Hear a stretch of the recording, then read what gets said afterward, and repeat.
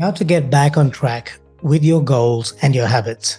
7 strategies that actually work. That's what we're going to be talking about in this episode. Let me ask you something. Have you spent days, weeks, or months carefully cultivating a habit that's going to lead you to a certain goal, and then you've suddenly slipped up? Maybe you were planning on writing a book and you wrote every single day, 300 words every day for about 2 months, and then life happened and you missed a day. Has that happened to you? Did you throw your hands up in the air and just say, okay, that's it, I'm done, I'm never going to write that book? Because that's happened to me more times than I care to admit. And I'm here to tell you that you're not alone. It happens to almost all of us. In fact, I can't think of anyone it hasn't happened to. But you know, the people that are most successful, they are not the kind of people who never miss a day. They are really good at getting back on the horse after they've missed one day and staying with the habit over the long term. They tend to be great at understanding that this is a marathon and not a sprint. So in this episode, I'm going to share with you 7 strategies that actually work when it comes to building habits that are sustainable and help you to achieve your goals. Are you ready? Strategy number 1, get enough sleep. According to the US Center for Disease Control and Prevention, 30% or 40.6 million Americans sleep for 6 hours or less a day. The ping of our smartphones has a lot to do with these poor sleep patterns. Most of us require at least 7 hours of sleep to have our brains functional and for us to be performing in the most efficient manner we can be. You see, the brain does a lot of house cleaning when you're asleep. Poor sleep impacts almost every area of our lives, including moods, our memory, our capacity to think clearly, and the list goes on. It even increases our risk of getting strokes and heart disease. So here are 3 action steps you can take to set yourself up for a good night's sleep. Set up a wind down routine about 2 hours before you go to bed, where you engage minimally with devices. This reduces exposure to something called blue light, which can affect your sleep patterns and your circadian rhythms. Step 2, reflect on how your day was while you're journaling towards the end of the day. This helps you to debrief with yourself and to unwind the knots that can potentially come back to haunt you while you're trying to fall asleep. It allows you to put a nice bow on everything that happened in the day and put it to bed, no pun intended, so that you can prepare yourself for the next day. And leading on from that, plan the next day the night before, after you've finished your review. That way, you go to bed knowing what you're going to be working on, what the biggest and most important things you want to achieve are the next day, and then your subconscious can work on it as you sleep. Okay, strategy number 2, use time boxing to your advantage. One of my mentors once told me, if it's not in your calendar, it's not going to happen. Now, obviously that's not 100% true, but I think what he was trying to say was put everything that you need to do in your calendar and set time boxes. And that way you know what you need to be doing at a specific time. What that also does is reduce the likelihood that you overestimate what you can achieve in one day. It's believed that Bill Gates once said, most of us overestimate what we can achieve in one day and underestimate what we can achieve in 10 years. So one way to get around that is to put it in your calendar. Now, one quick tip, make sure you weave in a few breaks between your work sprints as well. And we do this in our Productive Insights membership program, where we actually have sprints together where we work in 25-minute increments. You can do that yourself. Set up the Pomodoro technique. You can head over to productiveinsights.com/190 to get a proper rundown on the Pomodoro technique and how you can apply it in your life or business. Now, in my conversation with James Clear in episode 175, we talked about the importance of setting a specific time and place where you are going to complete your habit. So the time boxing method fits in really well with implementing this particular approach that James Clear suggested. And this is more likely to make sure that you get back on track even after you've fallen off the wagon, as it were, in terms of sticking to your habit and accomplishing your goal. Okay, so here are the action steps for strategy number 2, which is time boxing. When you're planning for tomorrow, make sure you include all your habits, including the one you may have missed yesterday, into your schedule and time box each of them on your calendar. I want you to also put down the place where you'll do it. So when you commit to a time and a place where you will complete the habit, you are more likely to get back on track and to achieve your goals. Now, as you're doing this time boxing and you're planning for the next day, you may notice feelings of guilt or regret coming up because you missed your habit yesterday. I want you to notice these feelings as sensations in your body and sit with them and watch them until they dissipate. It's important to go through this process because it is a way to come to terms with missing out on a habit, but not throwing out the baby with the proverbial bathwater and staying with the marathon, the long term. You know what I mean? I often notice when I consciously pay attention to any feelings of guilt or regret that come up, and they do very often when I'm going through this debriefing session at the end of the day and planning for the next day, I notice that if I'm able to sit with them, sometimes I journal about them, I find that I'm able to come to terms with the process of sometimes slipping up, but not letting go of the whole marathon. Okay, strategy number 3. Show up in small ways and acknowledge every effort, regardless of how small. Further to my previous point, one of the biggest demotivators is all or nothing thinking. You know, where you feel like you missed one day and you just throw your hands up in the air and you abandon the whole process. I've observed this all or nothing thinking in myself and a lot of people I've worked with over the years. It's far more common than you probably realize. And a great way to overcome this all or nothing thinking is to acknowledge and give yourself credit for when you show up, because those little acknowledgements add up over time. It actually works in a pretty similar way to practicing gratitude. My recommendation is to journal every day, if possible, and write down what you achieved and how you showed up in that day. Congratulate yourself for your little victories, because there are plenty of those that happen in the day and we often don't acknowledge them enough. We tend to only look at the things we missed out on or we didn't do well, and that isn't very constructive. You see, self-efficacy is a really big deal when it comes to building your confidence and sustaining behaviors over the long term. And acknowledging your successes helps you build that self-efficacy. It's one of the strongest motivators we have access to. Okay, so action steps. Write down 3 things you're grateful for every day.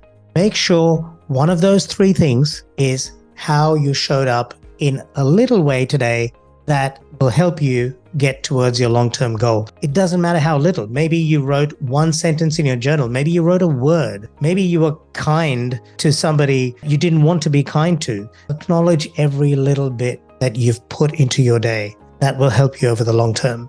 Okay, strategy number 4. Use your tribal instincts to your advantage. We are social creatures. Something that we are hardwired to do is to not let each other down. It wasn't until relatively recently in the scheme of things that we were running around in tribes. And for us to survive, we had to be in good standing with the tribe. And our brains and our neural systems have developed around that imperative. So a great way to get back on track with your habits if you've fallen off the wagon is to use your tribal instincts, to use accountability, to get other people in your community or your tribe to keep you focused on the long-term goal. In episode 147, I spoke to Noah Kagan about various things, and one of the things I talked about was this course that I had been procrastinating on. And Noah held my feet to the fire and he said, how about we make a deal? If you don't publish that course in a certain period of time, you have to give me $1,000. Now, I didn't want to pay $1,000 for procrastinating, and guess what? I published the course. It was called the Premium Productivity Course. And for a little while, I sold it for $497. You could buy it standalone, but now it's only available inside the Productive Insights membership program, which you can find out more about at productiveinsights.com/membership. Now, while this approach did work with Noah, it's not something that I'm a big fan of. You know, when you look at the carrot and the stick approach, I'm not a big fan of the stick. I prefer the carrot, the incentivizing aspect of getting people to be accountable.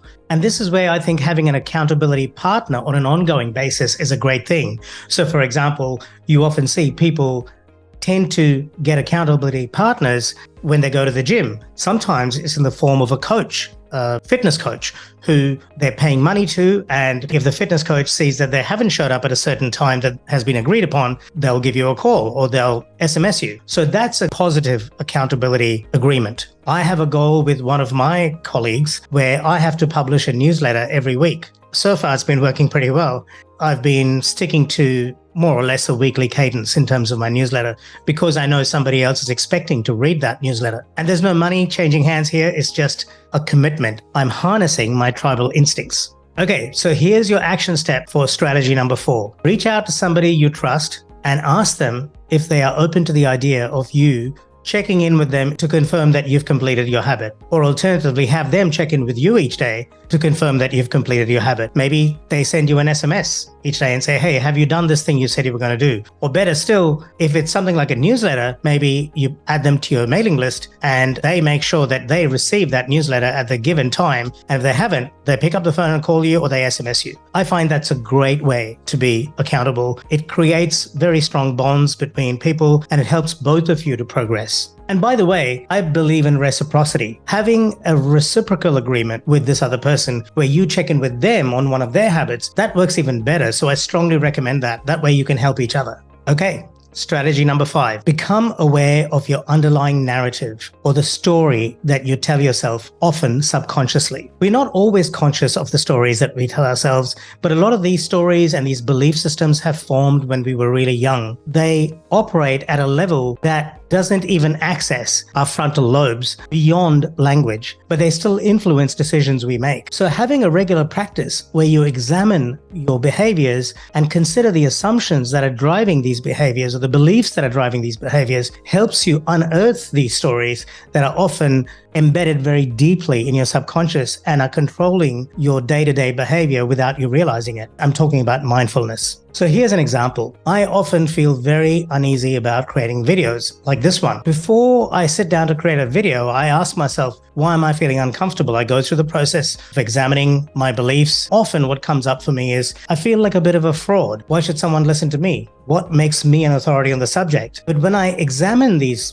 beliefs and these assumptions and these narratives, and I challenge them, I find that I often get relief from these limiting beliefs. The truth is, I have spent 15 years in the corporate world. I have done an MBA. I got a distinction average in it from a leading business school in Australia. I completed my CPA. Sure, I'm not saying I'm the bee's knees and I'm not the brightest person in the world, but I've put the hours in and I certainly have got some credibility around business and strategy and marketing and so on. I've been immersed in the digital marketing world for the last 10 years. I've interviewed some of the leading minds in the world like Seth Godin and Guy Kawasaki, and I've learned a lot from these people. So when you can bring up certain assumptions, examine those assumptions and then challenge them with facts around achievements that you have made in your life, you will probably find that voiceless narrative that is controlling a lot of your behaviors starts to lose its power over you. So it's very important to examine your behaviors, think about the assumptions that are driving those behaviors, and question those assumptions. These narratives are pretty hard to bring to the surface,